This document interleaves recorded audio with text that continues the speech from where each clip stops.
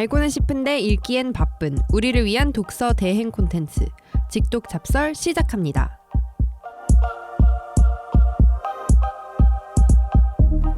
안녕하세요. 직독잡설 진행을 맡은 백희영 기자입니다. 여러분을 위한 본격 독서 대행 방송으로 매주 찾아뵙고 있는데요. 오늘도 남궁민, 윤상원 기자와 함께하겠습니다. 안녕하세요. 안녕하십니까. 안녕하세요. 요즘 어떠세요?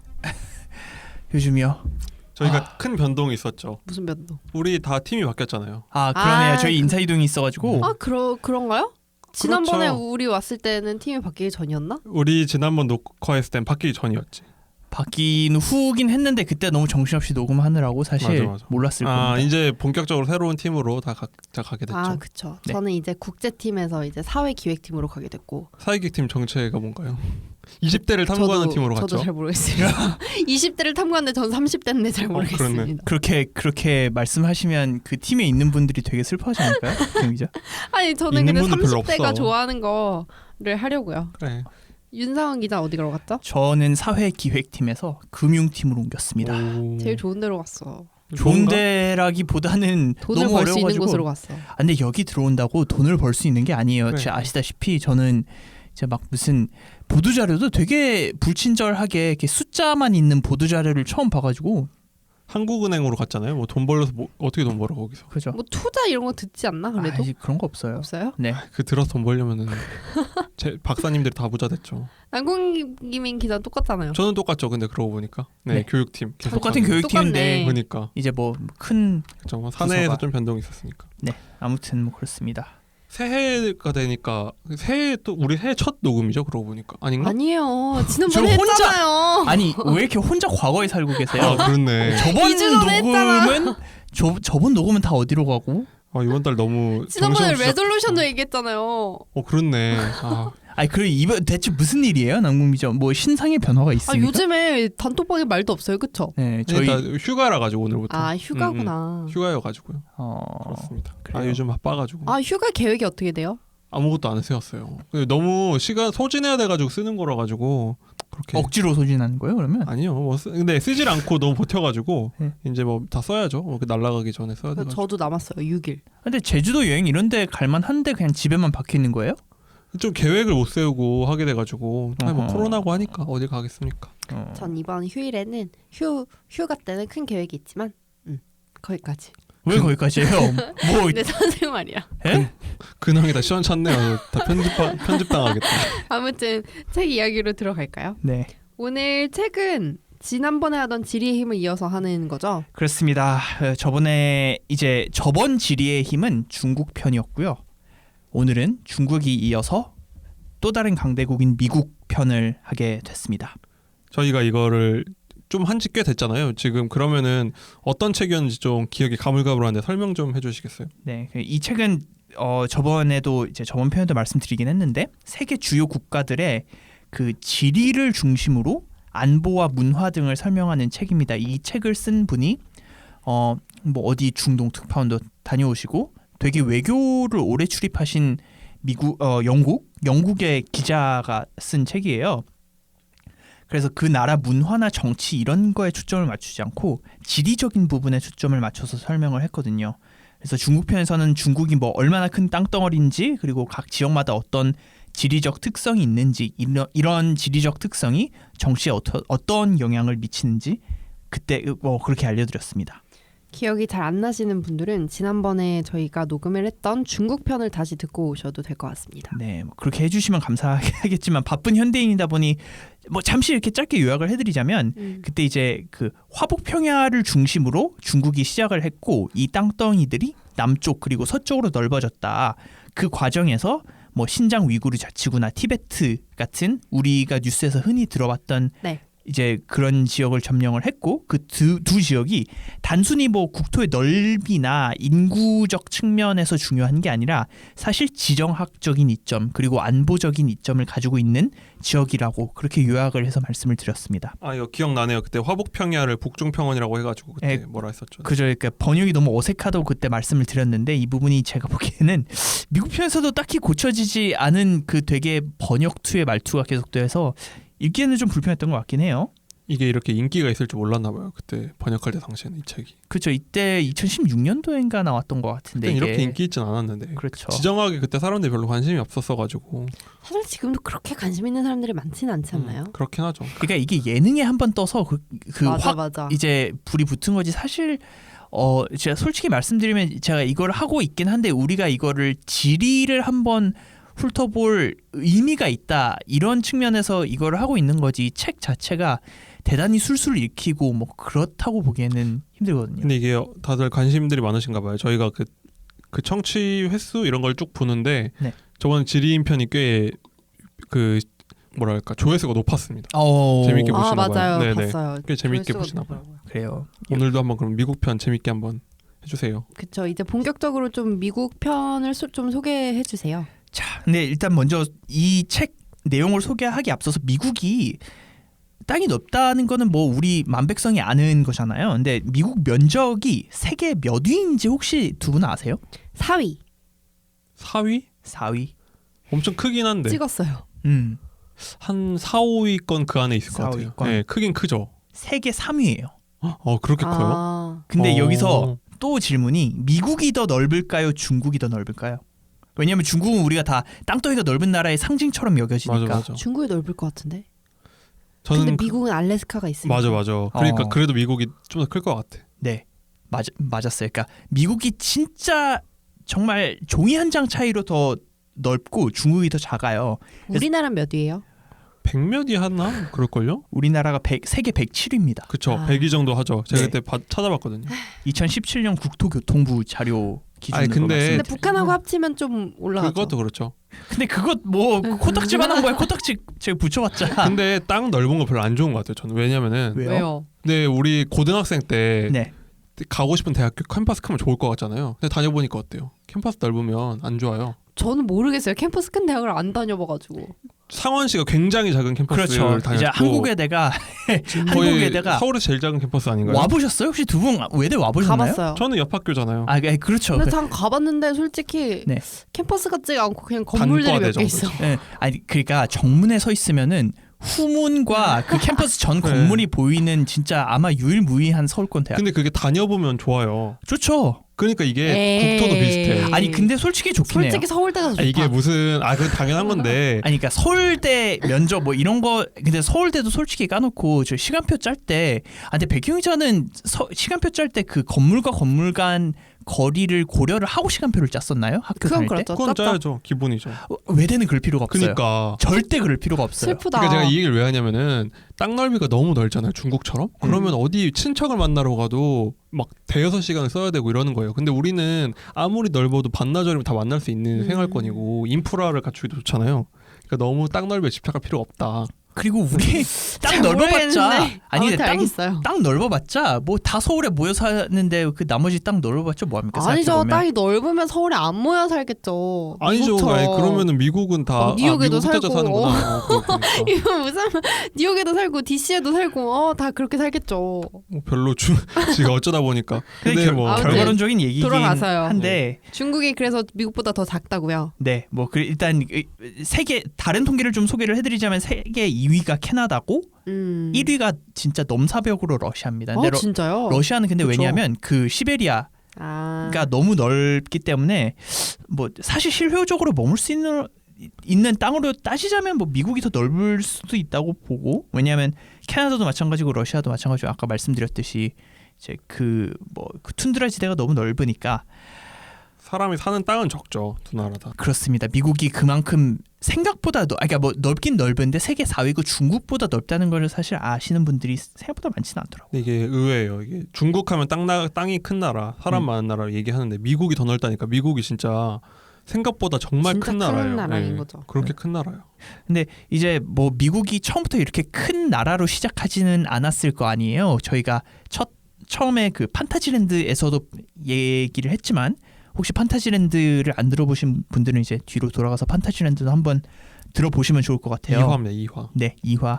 근데 이제 미국은 원래 영국에서 온 이민자들이 점차 땅을 넓혀간 나라지 않습니까? 그래서 원래 동부에 여러 개 소규모 그러니까 소규모 국가라고 해도 되고 뭐 국가라고 보기에는 주권이 없는 거긴 하지만 어쨌든 자치를 하는 이제 지역들이 모인 나라라고 할 수 있거든요. 그래서 지금은 뭐 미국이 여러 개의 연합 국가라고 해서 정식 명칭을 우리말로 미국이 아니라 미합 중국이잖아요. 영어로는 United States 그쵸. of America라고 하니까 뭐 이렇게 여러 개의 주로 점점 넓혀간 나라다. 이렇게 처음부터 큰 나라가 아니었다라고 할 수 있었는데 뭐 여러분들 혹시 미국 했을 때 가장 좋아하는 주가 있나요? 이런 거 물어볼 때 딱 얘기해야지 뭔가 좀 세련돼 보이는데. 무슨 준데요? 아니 뭐 날씨가 좋으면 좋잖아요. 제가 뭐 딱히 가본 데는 없고 플로리다 같은데 날씨가 좋아서 부러워 뭔가. 근데 저는 그쪽이 잘 안 맞았어요. 전 서부가 좀 안 맞고 전 동부가 좋더라고요. 아, 그래. 서부가 안 맞아요? 네. 뭔가 이렇게 의외로. 지역이 이런 얘기를 해줘야 돼. 백희혁 기자 보면 완전 완전 캘리포니아 캘리거리잖아요. 예. 근데 제가 날씨가 안 좋을 때 가서 그런지 예. 서부가 저는 생각보다 별로였고 제가 좋아했던 주는 매사추세츠. 매사추세츠. 있어 보이는 주죠. 보스턴이 있고 대표적으로. 그렇죠. 보스턴 있는 그 주가 전 좋더라고요. 깔끔하고 날씨가 맑은 게 부러워서 저는 사실 날씨. 서울이 살기 좋은데 다른 것보다 날씨가 안 좋을 때가 많아서 전 그냥 날씨 좋은 미국은 땅이 넓으니까 제일 날씨 좋은데 골라갈 수 있잖아요. 맞아요. 그러니까 저는 고르자면 플로리다 같은데 캘리포니아 물가가 안 너무 비싸서 안 될 것 가봤잖아. 같아. 안 가봤잖아요. 원래 안 가봐야지 더 그 선망하는 거예요. 맞아요. 아니 뭐 무슨 생각하는 주가 어딨어. 그냥 유명한데 하는 그러니까 거지. 도시로 해야지 주로 하니까 너무 어렵잖아요. 근데 주도 왜냐면 근데 그러니까 이제 우리나라는 그러니까 뭐 모든 외국인들이 그렇지만 사실 미국이 주 단위로 이루어져 있다는 건 알고 있지만 이 주에 대한 정보는 잘 없더라고요. 근데 이제 미국 내에서는 예를 들어서 서로 물어보잖아. 어디 주에서 왔니? 라고 물어봐요. 그쵸. 네. So which state are you from? 안 그러면 where are you from? 하면은 사실 그 주를 얘기하기도 하고요. 그래서 그 생각보다 그 지역주의가 강해서 그 주는 내 고향이다라고 하는 인식이 좀 강하긴 그래서 합니다. 윤상원 기자는 고향이 어딘데요? 미국에서 어쨌든 살았을 거예요. 아, 저는 미시간주에 있었습니다. 미시간주라고 미시간. 그 북부 캐나다 오데호가 있는 정말 그 이렇게 벙어리 장갑 모양의 주예요. 되게 독특하게 생겼는데 이제 거기에 우리가 진짜 유명한 디트로이트가 있죠. 망한 걸로 유명한 망한 도시. 걸 GM 그렇죠. 세계에서 러스트 망한 벨트. 걸로 유명한 도시는 디트로이트밖에 없지 않을까 싶어. 유명하죠. 유명하죠. 망해서 유명해진 도시잖아요. 그죠. 거기는. 그러니까 근데 지금 요즘 부활했다고 맞아요, 하는데 어쨌든 부활했다고 그래도 러스트벨트로 유명했던 디트로이트가 있는 주고 그다음에 정말 명문대가 있는 U of M이 되게 U of M이라고요.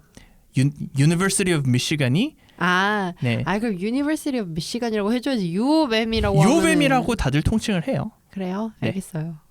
미국인이 그렇군요. 아니라서 모르겠네. 네. 아무튼 그렇습니다. 넘어가 주세요. 그래서 이제 원래 13개 주로 시작을 했는데 근데 우리가 이제 지리를 잘 모르잖아요. 미국 세부 지리를 당연히 모르니까 이 책을 읽은 거기도 하고. 그래서 미국 지리에 대해서 조금 이야기를 해보자면 아무튼 이제 동쪽에 산맥이 하나 있거든요. 이제 이 이민자들이 시작했다고 하는 13개 주 인근에 산맥이 하나 있어요. 이 산맥을 에팔레치아 산맥이라고 합니다. 근데 이 에팔레치아 산맥이 이루어진 그 형태를 보면은 태백산맥을 생각하면 좀 편해요.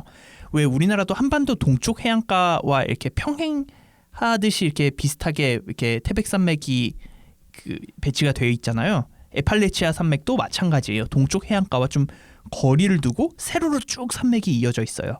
근데 이 근방에 큰 강들이 있기 때문에 뭐 물을 길어오기도 편하고 땅도 비옥하고 우리나라 풍수지리로 치자면 배산 임수지형인 거죠. 동쪽이. 그럼 이제 이 에팔레치아 산맥 주변의 주들은 무슨 주예요? 뭐 뉴욕 이런 데인가요? 뉴욕보다 좀 아래쪽에 있고요. 이게 엄밀히 말해서는 뉴욕 근방까지 이어지긴 한데 사실 뉴욕보다는 그냥 뭐 동부의 큰 틀에서 동부의 산맥이라고 보시면 돼요. 그러니까 뉴욕에 직접적으로 영향을 주는 산맥은 아니고 이제 그냥 그 인근에 엘라베마까지 있네요. 그렇죠. 그래서 엄청 긴 산맥이 이제 그 동쪽에 자리를 하고 있습니다. 이 근방에 아까 말씀드렸듯이 그 큰 강들이 있기 때문에 이민자들이 처음 와서 물론 이민자들은 처음 와서 해안가 뭐 이쪽에 살긴 했지만 어쨌든 이 강들 주변까지 진출을 할 수 있었던 이유는 땅들이 비옥하고 생존에 적합했기 때문이라고 그리고 하더라고요. 또 영국에서 이제 미국 대륙에 닿을 만한 그런 항해로가 또 동쪽에 있었던 것도 행운이겠네요. 그렇죠. 그러니까 뭐 예를 들어서 서쪽으로 이 사람들이 왔다 그러면 서쪽은 다 사막이잖아요. 그러니까 우리가 알고 있듯이 그 캘리포니아 이쪽은 사실 개발되기 전에 다 사막이고 저 LA. 그렇죠. 그래서 자연 환경이 반대였으면 지금 미국이 없었을 수도 있다. 뭐 이런 가정을 해볼 수도 있는 거고. 그래서 말한 김에 서쪽을 좀 더 자세히 보면은 뭐 방금 말씀드렸듯이 사막이고 홍무지가 많은 되게 건조한 지역이에요. 그리고 우리가 한 번쯤 여기 있는 산맥은 한 번쯤 들어봤어요. 로키 산맥이라고. 그럼요, 유명하죠. 네, 되게 험준한 지형이 있는 그 산맥이 이제 있고 이 서쪽과 방금 말씀드린 서쪽과 아까 말씀드렸던 그 에팔레치아 산맥이 있는 동쪽을 잇는 그 가운데에는 엄청난 평원이 있어요. 그래서 여기가 낙농 지역 뭐 그 대형 막 드론으로 씨 뿌리고 막 뭐 이렇게 그 엄청난 기계 옥수수밭. 그렇죠. 기계로 이렇게 수확을 할 수 있는 대평원이 여기에 있습니다. 이거 미국 공포 영화 있는 거 알아요? 알아요. 저 뭐냐면은 이거 실제로 일주일에 한 번씩 옥수수밭을 서치한대요. 맞아. 길을 잇는 사람이 너무 많아서. 그 공포가 있어가지고. 네. 그러니까 여기 이름이 그레이트 플레인스잖아요. 맞아요. 그냥 그렇죠. 대평원이라고 저는 옛날 어렸을 때 아니 얼마나 크길래 대평원이라 봤더니 대평원이 맞아. 맞아. 그러니까 나라 몇 개 크기가 그냥 다 평원인데 맞아요. 거기 옥수수를 다 심는데 네. 옥수수가 사람 키보다 크잖아요. 안 한 번 보여요, 안 들어가면 보인대요. 나올 방법이 없는 거예요. 도면은 다 음. 똑같으니까. 네. 그래서 그 제가 봤던 미국 B급 공포 영화들 많잖아요. B급 공포 영화를 봤어요? 미국은 그런 공포 영화가 진짜 많아요. 아, 그 그래요? 저예산인데 왜냐면은 어허. 예를 들면은 그 에나벨진 컨저링 같은 것도 저예산이거든요. 사실. 맞아요. 근데 공포 영화라는 게 사실 생각해 보면 별로 예산이 들 게 없어요. 근데 터지면 막 100배, 200배 수익이 나는 엄청 고수익이에요. 공포 영화가. 근데 그 공포 영화 주제 중에 그 옥수수 밭에 들어갔는데 네. 길을 잃고 시작하는 거야. 근데 그 안에서 자꾸 죽은 그 전에 죽었던 사람들이 유령이 발- 계속 나오는 거예요. 그래서 어떻게 하냐면 얘가 점프를 뛸 거야 사람들이. 네. 그럼 점프를 뛰면 누가 이렇게 머리 위로 이렇게 손을 탁 쳐요. 네. 그럼 거기 누가 있는 거야. 그럼 그걸 보고 막 그 사람 찾으러 쭉 가 계속. 또 보면 없지. 그럼 점프 뛰면 또 박수가 탁 소리가 들리는 거야. 이거 계속 근데 헤매다가 유령이야. 다 거기서 그래서 죽은 죽어요? 사람들이. 네, 결국 죽죠. 주인공 죽어요? 죽죠. 주인공이 죽는 영화가 있어요? 저예산이라서 진짜 B급이죠. 저예산이라서 그냥 다 죽이고 보는 거. 근데 그걸 봤는데 네. 그게 느껴졌어. 이 대평원에 대한 그 미국인들 특유의 공포가 있구나. 공포 맞아요. 영화는 그냥 나오는 게 아니잖아. 아니 근데 실제로 제가 여행을 했었잖아요. 근데 여기는 LA 쪽이긴 했는데 여행을 하는데 네. 밤새 고속도로를 우리가 막 시속 100km로 달리는 거야. 근데 너무 깜깜한데 미국이 그런 데는 그 가로등이 없잖아요. 아, 그렇죠. 그래서 안 보여요. 그냥 우리 그 차 후레쉬로만 쫙 가는 거예요. 상향등 네. 켜놔야 되고. 근데 이게 저희가 120km로 달리는데 저쪽 끝에서부터 다른 차가 키고 오는 게 보이는 거예요. 근데 5분 있다가 지나쳐. 그러니까 엄청 먼 거죠. 엄청 맞아. 먼 평원인데 네. 근데 솔직히 뭐 그런 건 줄 알았어요. 뭐 숲인 줄 알았거든요. 네. 그 밤에는. 네. 근데 그 다음 아침에 보니까 다 옥수수밭이었던 그래, 거예요. 무섭지. 그렇구나. 너무 신기하더라고요. 또 공포 영화 있어. 그래. 얘 또 비슷한 공포 영화인데, 그러니까 미국인들의 그 대평원에 대한 공포가 있나 봐. 그게 뭐냐면은 네. 똑같이 백경 기자 말한 것처럼 차 타고 쭉 가는데 끝없이 가잖아요. 네. 끝없이 가는데 이게 방금 지나가던 끝이 안 나. 가로주소가 또 있는 거야. 그 표지판이 또 있는 거야. 또 있고 해서 아무리 가도 이게 끝이 안 나가지고 그래서 숲으로 그냥 돌진을 하는데 나오고 또 도로가 있는 거야 거기. 그러니까 계속 이게 반복돼서 거기 아니 탈출 근데 이 못하는 영화는 공포가 있어. 그래서 줄거리가 뭐예요? 이러고 그냥 끝나요. 근데 알고 보니까 그게 지옥에 갇힌 거야. 그 사람 이미 죽었거든. 결말이 너무 신선한데. 거기가 지옥이었대. 딱 미국적이잖아요. 딱 죽어보니까 지옥이었어. 그 사람 죄를 많이 근데 졌거든. 지옥이 솔직히 그 정도면 괜찮지.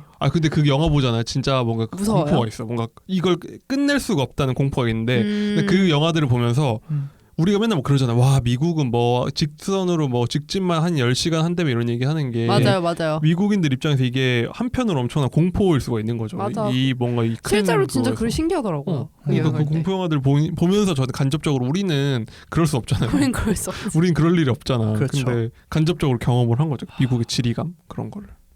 그래서 그러니까 낙농 그런 게 좋다고요. 낙농 지역을 하기에 딱 좋다고. 그렇죠. 지옥이 진짜 좋겠다. 공포 영화를 하다가 근데 이제 낙농 지역인 이유가 또 하나 있는 게 이것도 아마 들어보시긴 하셨을 수도 있어요. 그러니까 이 낙농 지역을 가로지르는 되게 큰 강이 하나 있어요. 미시시피 강이라고. 허클베리 핀. 그렇죠. 이 미시시피 강이 우리나라로 치자면 한강처럼 약간 미국의 척추 역할을 하고 있어요. 왜 척추 역할이야? 산도 아닌데. 그러니까 이게 그 강이기 때문에 이제 우리가 육로로 뭘 수송을 하면은 이제 뭐 꼬불꼬불 물론 이제 미국은 다 대평원이니까 직선으로 갈 수도 있는데 뭐 이렇게 뭐 숲도 피해가야 하고 이래야 되잖아요. 근데 강은 그게 아니니까 물류 운송 역할을 할 수 있기 때문에 척추 역할을 한다고 말씀을 드린 거예요. 그래서 이쪽이 뉴올린스 지역이라고 해서 루이지애나주를 포함해서 이 근방이 다 이제 미시시피 강이 흐르고 이 강이 그 저기 남쪽 이제 미국의 동남쪽에 플로리다주와 그 멕시코만으로 흘러 들어가는 엄청나게 큰 강인 거죠. 이게 그 뭐지? 제가 이거 미시시피 강이 하도 커가지고 찾아봤는데 네. 전 세계 이런 나라 안에 강들이 다 있을 거죠. 우리나라 한강처럼. 그렇죠. 근데 거기서 이렇게 배를 타고 뭘 옮길 수 있는 걸 연장을 합쳐놓으면은 네. 미시시피 강이 그거의 절반 이상인 걸 차지한대요. 그 전 세계 모든 강으로 뭘 나를 수 있는 거의 절반 이상을 미시시피 강 혼자 그걸 다 한다. 아 정말요? 왜냐면 미시시피 강이 엄청 평평한데 왜냐면 방금 말한 대평원에 있는 강이잖아요. 그렇죠. 그게 끊기지도 않고 폭포도 없고 물살도 너무 완만하고 좋은 거야. 그래서 그렇게 좋은 강이라고 막 그러더라고. 미국에서 엄청 좋아한다고. 근데 뭐 다른 강들 한강은 별로 그런 거 안 쓰잖아요. 그렇죠. 뭐 물건 날 때 그쵸. 안 쓰잖아요. 안 쓰죠. 그냥 중간에 댐도 있고 강도 이명박 있고. 전 대통령이 쓰려고 했던 거 아니에요? 그러니까 물류 근데 그런 날리려고 건 했던 거 경제성이 아니에요? 안 나오지. 너무 좁은 나라에서. 근데 이런 걸 보면 제가 이걸 읽으면서 미시시피 강이랑 그 저번 그 중국 편에서 이거를 저희가 다뤘는지 편집이 됐는지 모르겠지만 사실 중국이 발전할 수 있었던 또 하나의 이유는 그 화북평야에 그 강 두 개가 있잖아요. 그러니까 그 황허강이랑 양쯔강을 잇는 대형 수로를 만들어서 물류 이동을 원활하게 했기 때문에 그 내부에서 그 발전이 이루어졌다 이런 내용이 나오거든요. 근데 이제 맞아요. 그러니까 아무래도 나라가 발전을 하려면 당연히 물류가 중심이 될 수밖에 없어요. 뭐 예전에 박정희 시대 때도 어쨌든 뭐 논란은 많았지만 경부고속도로를 지음으로 해서 물류가 원활해지고 나라가 발전했다는 뭐 시각도 있으니까. 그쵸. 근데 미국은 태어날 때부터 경부고속도로 몇십 배 되는 강이 있고 시작한 거니까 그렇죠. 진짜 땅을 잘 골랐네요, 진짜. 그렇죠. 엄청난 물류의 중심지에 그 강을 끼고 한 거죠. 그러니까 이 강은 심지어 지금도 물류 이동이 많고요. 그다음에 이제 그 완전 서부 개척 시대가 되면서 이제 그 이후로 그러니까 대륙횡단 철도가 만들어지기 전까지 계속 이제 물건을 오르나르는. 그 서부 영화 보면은 네. 그거 있어요. 항상 그 보트를 띄워놓고 그 서부의 그 와일드한 남자들이 통나무를 배에 가득 실어가지고 이렇게 노를 저어서 올라가는 그런 게 꼭 나와요. 아 그래요? 그 강을 통해서 계속 뭘 나르는 거야. 아... 근데 그게 뭔가 중요한 문화적인 요소로 맨날 등장을 하더라고요. 그만큼 보면서 와 저렇게 많은 나무를 혼자 저렇게 나를 수 있다면서 부럽다는 생각을 했어요. 그렇죠. 아무튼 그래서 이제 이쪽 미시시피 이쪽 지역은 아까 말씀드렸듯이 13개 주로 시작을 했었는데 이 13개 주의 그 부분이 아니었어요. 나중에 넓힌 지역이었고 이 미시시피 강 인근은 원래 옛날에 프랑스가 지배하던 곳이었어요. 이때가 한 1802년 정도인데 이때만 해도 미국 대륙에는 미국만 있었던 게 아니라 이제 미국은 당연히 영국에서 건너온 이민자들이 세운 그쵸? 식민지 영연방 식민지죠. 독립전쟁을 하기 전까지는 영국 땅이었고 그 다음에 프랑스, 스페인 다 이제 식민지배를 미친 듯이 하던 나라 이제 그 제국주의 국가들이었는데 이 나라들이 함께 지배하던 대륙이었어요. 근데 이제 이 뉴올리언스 이 지역을 프랑스가 가지고 있었는데 이게 어쨌든 누가 봐도 이렇게 와 강도 있고 막 평원 미친 듯이 막 뭐 작물이 자라고 이런 곳을 당연히 미국이 갖고 싶었을 거 아니에요. 왜냐하면 걔네들은 동부에 있는 13개 주만 갖고 있으니까 물론 거기도 비옥하긴 하지만 어쨌든 뭐 넓은 땅을 원했을 테니까. 그래서 이제 동쪽과 서쪽을 잇는 교두보를 너무나 가져오고 싶었는데 자 이분들이 이제 어쨌든 미국인들이 그럼 쓴 방법이 뭘까요? 미국식으로 하면 전쟁을 했겠죠. 다 쳐들어가가지고 전쟁 죽인 다음에 뺏기. 그냥 뭐 원주민들 뭐 이렇게 원주민들 다 밀어내고 했겠죠. 근데 이제 그런 방법은 쓰지 않고 이거를 돈으로 사와요. 웬일이죠? 그러니까 천조국의 기상이 부동산 매매를 했구나. 그러니까 그때부터 약간 저기 돈에 밝다고 해야 되나? 근데 어쨌든 이때 1803년 당시에 토머스 제퍼슨 대통령이었어요. 그러니까 뭐 이게 세계사 공부를 해보신 분이면 한 번쯤 들어봤을 수 있는 유명한 들어봤죠. 분이잖아요. 네. 토머스 제퍼슨. 토머스 제퍼슨. 그 그쵸. 엄청 정직한 분 아닌가 이분? 맞아요. 도덕책에 나오는데. 그래요? 그런 그 도덕책이 이분이 거의 그거 아니에요? 초대 대통령 같은 느낌? 한 2, 3대쯤 될 것 같은데. 그쵸. 맞아. 예. 그러니까 토머스 제퍼슨이라는 대통령이었는데 이 지역을 1,500만 달러로 사왔어요. 근데 이제 뭐 지금으로 치더라도 되게 헐값에 사온 건데 이 땅이 얼마나 넓냐면 지금의 스페인, 이탈리아, 프랑스, 영국, 독일을 다 합친 넓이보다 넓어요. 그러니까 그걸 와. 그냥 1,500달러 주고 사와버린 거지. 근데 그거를 판 게 멍청한 거 아닌가요? 그러니까 이게 프랑스도 사실 나름의 사정은 있어요. 그러니까 사실 좀 멍청한 선택이었지만 결과론적으로 보자면, 근데 이제 프랑스도 나름 사정이 있었다고 볼 수는 있어요. 왜냐하면 그때가 프랑스 혁명이 일어난 후에 나폴레옹이 황제가 된 시기였거든요. 전쟁하고 싶어서 등등 해가지고 막 오스트리아 침공을 하려고 막 준비를 하고 있었던 시기이기 때문에 실제로 이제 그 토머스 제퍼슨이 아까 1803년 사온 게 1803년인데 2년 후에 오스트리아를 침공을 했어요. 그러니까 1805년에. 그래서 한참 전쟁 준비하느라 그래서 돈이 필요했던 거지. 그래서 너무 이제 아다리라고 하면 너무 상스러운 말인데 어쨌든 이제 니지가 맞았다. 그렇죠. 니즈가 맞았죠. 근데 이게 네. 지금 찾아보니까 네. 1,500만 달러고 지금 가치로 2억 1,900만 달러래요. 그러니까 천재가 한국 돈으로 하면 2,500억, 2,300억 정도? 그거밖에 안 해요? 지금 돈으로. 너무 싸다. 그러니까. 2조는 해야 될 것 같은데. 2조가 뭐 20조, 그렇지. 200조. 20조가 뭐야? 근데 이게 보니까 원래 부동산 매매할 때도 맹지가 저렴한 거 알죠? 길에 안 닿아 있는 떨어진 땅이 맞아요. 싸잖아요. 근데 약간 이게 네. 프랑스 그땐 입장에서 그랬나? 맹지인 것 같아. 그치. 프랑스 네. 입장에서 이 전쟁하고 지금 앞마당에 뭐 전쟁하게 어떻게 할 거야? 생겼는데. 그거 뭐 그러니까. 가가지고 뭐 어떻게 원래 관리할 그래서 거야? 그런 거 하잖아요. 요즘에 서울에 아파트 살라고 부모님 있는 그 고향 땅 팔고 이런 거 하잖아요. 그런 것처럼. 다 팔잖아요. 그러니까 그런 거 비슷한 거지. 뭐 아메리카고 나발이고 다 팔고 유럽에서 땅 따먹기 해야 된다. 근데 그게 지금 이렇게 돌아올 줄은 상상. 프랑스보다 지금 국토가 더 넓고 귀한 땅인데 말이죠. 그렇죠. 그럼 우리도 부모님 땅을 팔면 안 되겠네. 부모님 땅을 팔면 안 되죠. 얼마 전에 제 친구가 물어보더라고.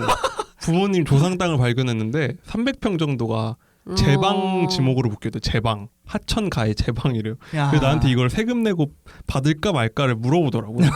근데 이게 뭔가 애매한 거야. 애매하죠. 그러게. 하천 제방에 아무것도 못 짓거든. 그러게요. 그렇죠. 근데 땅 300평인데 그거 모르지 않냐 임색이란 거는. 근데 세금이 얼마래요? 모르겠어. 세금이 꽤 되나 봐 그래도. 그러니까 고민을 하겠지. 고민이 되겠다. 근데 생각해봐요. 차라리 강변이면은 솔직히 뭐 나중에 거기가 뭐 예능에 떠가지고 강변이 완전 받을 만하죠. 근데 하천이고 제방이라 가지고 제방, 아무것도 제방. 못해. 그러니까 제방이면 제방은 못하고. 좀 근데 인생 모르는 거죠. 앞에 주변에가 뭐 바뀔지. 그래서 제가 받아라. 그래도 아, 네 팔자에 이거를? 땅을 언제 얻어보겠냐. 해가지고 한대요. 갖기로 했어. 이것도 다른 얘기긴 한데 요즘에 뜨는 게 뭔지 알아요? 가상부동산. 가상부동산이 뭐예요? 그러니까 지구를 똑같이 복사해가지고 네. 그거를 땅을 투자하는 거예요. 가상으로. 어. 근데 웃긴 건 우리나라 압구정을 핀란드 애들인가가 다 사고 뭐 달도 막 분양하잖아요. 맞아요. 바티칸도 사람들이 다 사고. 그러니까 이제 남아 있는 땅이 별로 없어요. 남아 있는 땅이 되게 후줄근한 땅인데. 새로운 버전을 또 하면 되잖아. 아니 시즌 투 하면 근데 그거에 가지 않는 거죠. 근데 방금 우리가 하천 그 루이지애나 이거 한심한 얘기라고 했잖아요. 근데 웃긴 게 여의도 알죠, 여러분? 알죠? 여의도. 네. 여의도가 무슨 뜻으로 나온 건지 알아요? 여의도가 너 여자에 누구누구 의할 때요. 너희나 가져라 했대 여의도예요. 왜냐면 옛날에 여의도가 모래톱이었거든 그냥. 그렇죠. 기억나요. 그냥 그쵸. 모래톱이었거든요. 아니 여기 상암도 쓰레기장이었어요. 맞아요. 옛날에 여의도를 너나 가져라 해서 근데 여의도였어. 제방이랑은 조금 다르지. 아니야 여의도가 그렇게 될 줄 누가 알았어. 그러니까 아니 근데 왜 내 가상 땅 투자 얘기 하다 마냐고. 그걸 가상 땅 왜 투자. 아니 제방 얘기가 더 현실적인 얘기죠. 근데 제방이나 가상 땅이나 그러니까 솔직히 비슷비슷해 보여요. 루이지애나를 이렇게 놓친 것처럼 누구나 그걸 모른다. 나폴레옹이 그걸 알았겠느냐. 지금 돌아보면 그럴 수 있는 거죠. 아무튼 땅 넘어갈게요. 얘기를 하니까 또 흥분했네. 나도 땅 갖고 싶다. 아무튼 그래서 이제 그 프랑스한테는 이 넓은 땅을 돈을 주고 사오고 아까 또 이거를 지배를 하고 있었던 나라가 스페인이라고 말씀드렸잖아요. 스페인은 이 당시에 남부 쪽을 지배를 하고 있었거든요. 그러니까 뭐 멕시코도 사실 스페인령이었고 남미의 많은 나라들이 다 스페인이었고 미국 본토 대륙도 뭐 텍사스, 플로리다 아까 이제 그 남국민 기자가 네. 말했던 플로리다 반도 이런 쪽들은 다 스페인이 지배를 하고 있었어요. 근데 본토 스페인도 하필 또 유럽이네. 유럽 나폴레옹이랑 전쟁 준비를 하고 있었네. 그러니까 나폴레옹이랑 전쟁을 하느라고 너무 물자도 없고 가난하고 그래서 뭐 또 바다 건너 식민지를 그때 당시에는 뭐 얼마나 신경을 썼겠어요. 그러니까 그냥 팔아버렸어요 미국한테. 저 되게 일사천리로 미국은 짱덩어리를 다 얻었네요. 그러니까 운으로 만든 국가라고 해도 사실 할 말은 없다고 생각을 해요. 그러니까 너무 이제 그 니즈가 잘 맞아가지고 그냥 돈 주고 사왔을 수 있으니까 천의 타임이었고, 그 다음에 뭐 유럽은 그 당시에 또 서로 치고받고 싸우느라고 뭐 이 땅을 탐할 시간이 없었다는 것도 너무 진짜 큰 행운이었죠. 역시 원래 그 경제 위기 와도 돈 있는 사람들이 막 땅 막 사가지고 나중에 부자 되고 이런 것처럼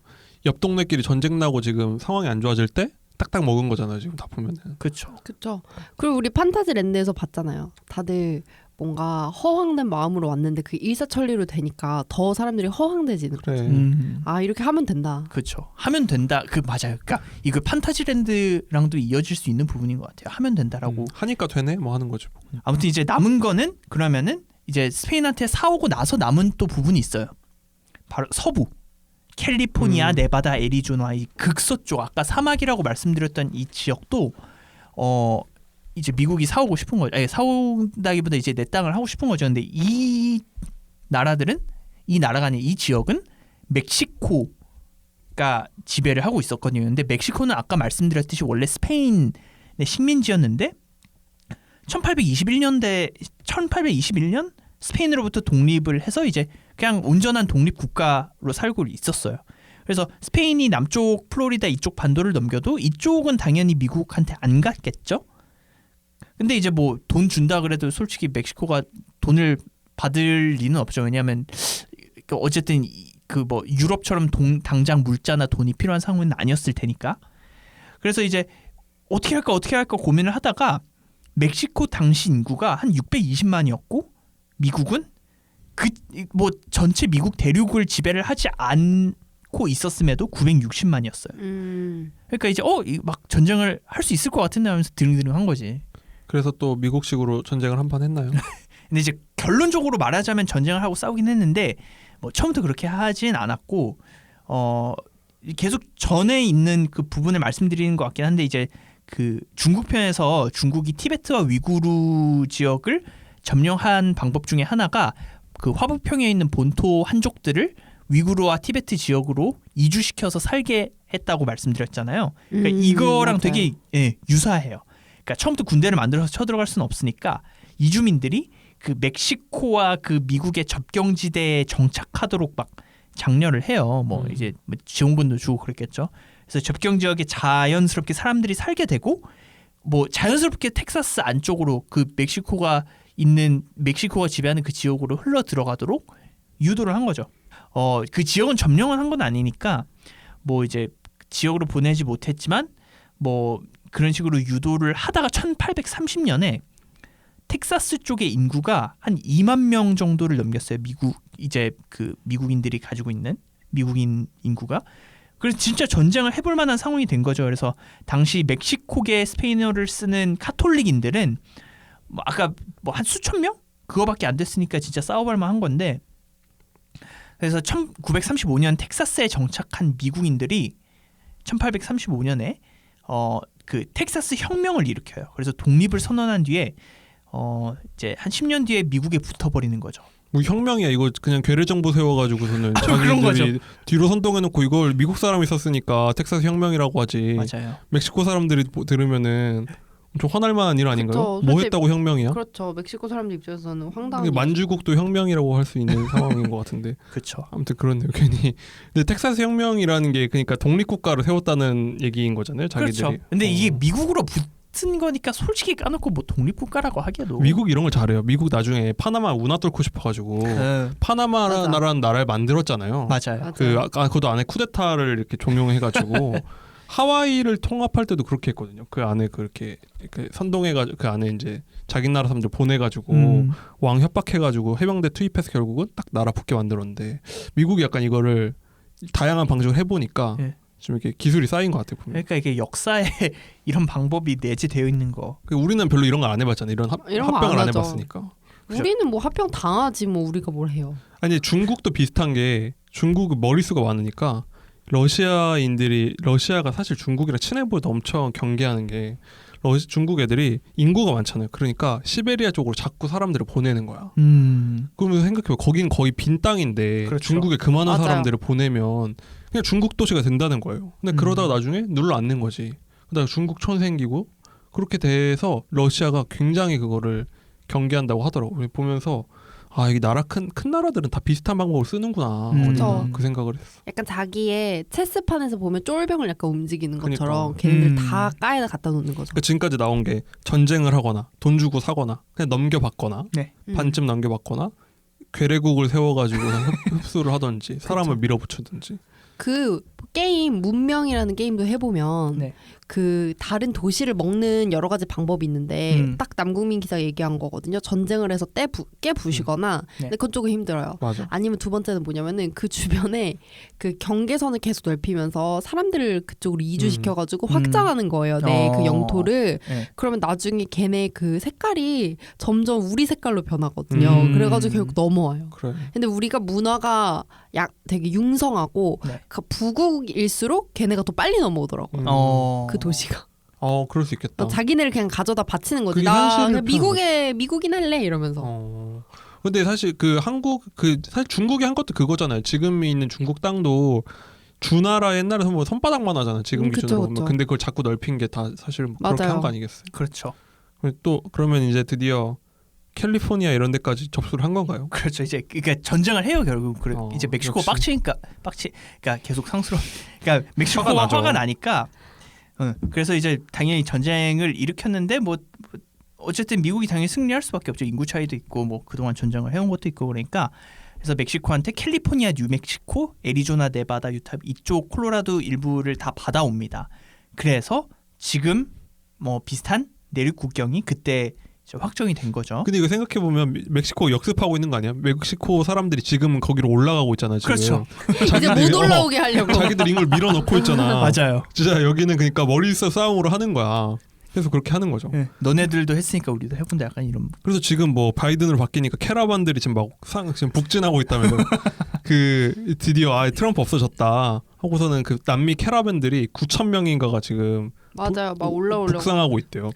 그럼 그거 뚫어주면 미국으로 들어가는 거잖아요. 그렇죠. 그럼 그게 뭐 거의 뭐 침략 수준이지 뭐. 그쵸. 근데 그렇게 눌러앉고 자식들도 막 4-5명씩 나가니까. 그러니까 이게 예전하고는 좀 다른 게 예전에는 뭔가를 흡수하면은 그만큼의 걔네 부나 재산을 흡수하는 것처럼 됐는데 요즘에는 그냥 내 거를 지키는 게 가장 중요한 일이 돼버렸잖아요. 흡수가 문제가 아니라. 맞아요. 그래서 너무 싫어하는 이제 미국 그러니까. 입장에서는. 근데 바이든도 참 딜레마일 거예요. 왜냐하면 그 이제 공화당과 다르게 민주당은 좀 그런 뭐 흡수하려고 하자. 포용하려고 하자. 포용 정책인데 사실 그렇게 덮어놓고 불법 이민자를 받아들이다 보면은 문제가 안 생길 수는 없는 거잖아요. 그러니까 생기죠. 그리고 뭐 보통 사람들이 우리나라 스케일로 생각해 보면 미립국하면 이렇게 보트 타고 한두 명 이렇게 들어오는데 맞아요. 더 올라면 10,000명 넘을 거 아니에요. 10,000명이 좀비처럼 싹 밀고 들어오니까. 어떻게 하겠어. 그렇게 하면 진짜 난감하죠. 사실 생각해. 만약에 그거 들어오면은 트럼프가 다시 또 막 트럼프가 맞았네 하면서 또 맞아요. 그럴 거예요. 우리 일자리 뺏어간다 이러면서. 고민스러울 것 같아. 그러면 이제 마지막 한 퍼즐이 남은 건데 네. 알래스카는 어떻게 접수를 한 거죠? 네, 알래스카도 돈 주고 사왔습니다. 그 땅을 돈 주고 사오다니. 네, 한 20년 후에 이제 그렇게 멕시코 전쟁 20년 후에 뭐 1867년 이제 알래스카가 마지막 50번째 주가 되는데 러시아로부터 헐값에 사왔어요. 그때 이제 720만 달러. 그럼 엄청 아까 루이지애나 절반 값도 안 되네. 그죠. 그래서 에이커당 2센트. 그러니까 알래스카에 아무것도 없다고 생각했나 보다. 그죠. 팔 때. 아마 지구 역사상 최악의 부동산 거래 아닐까? 그러니까요. 알래스카에서 나오는 석유만 해도 석유가 엄청난데. 석유와 그리고 사실 석유를 발견하기 전에 금광도 있었어요. 심지어 그 미국인들이 금에 환장을 하는데 그때 당시에 그 외교장관이 이거를 주도를 했었는데 그러니까 뭐 이딴 땅을 720만 달러를 주고 사오냐 그러고 진짜 언론에서 욕을 바가지로 먹었거든요. 그러니까 우리로 치자면 진짜 뭐 맹공을 당한 거예요. 뭐 어느 신문 할 것 없이. 근데 그 뒤로 금과 유전이 발견되면서 진짜 재평가가 된 그런 사례라고 할 수 있습니다. 그렇죠. 상상을 이러니까 미국인들이 긍정적일 수밖에 없어. 네. 뭘 해도 어. 금광이 막 있고 막 석유가 있고 막 아니 이러니까. 알래스카를 샀더니 알래스카가 그럴 줄 누가 알았습니까? 그렇죠. 네. 아무튼 여기까지 일단 시간이 돼서 이쯤 마무리하고 2부에서 다시 돌아와야 될 것 같아요. 2부에서는 뭘 소개를 해주실 건가요? 네, 1부는 이제 미국의 국경이 어떻게 만들어졌는지, 이 사람들이 땅을 어떻게 넓혔는지, 그리고 어떤 요소로 이루어졌는지 소개를 해드렸다면, 이제 이런 지리적 환경이 정치적으로 어떤 의미가 있는지, 그리고 미국이 지리적으로 어떻게 그 밖으로 지금 내륙 그 국경선 말고 그 밖으로 확장을 하는지에 대해서 말씀을 드리겠습니다. 네, 알겠습니다. 그럼 2부에서 뵙겠습니다.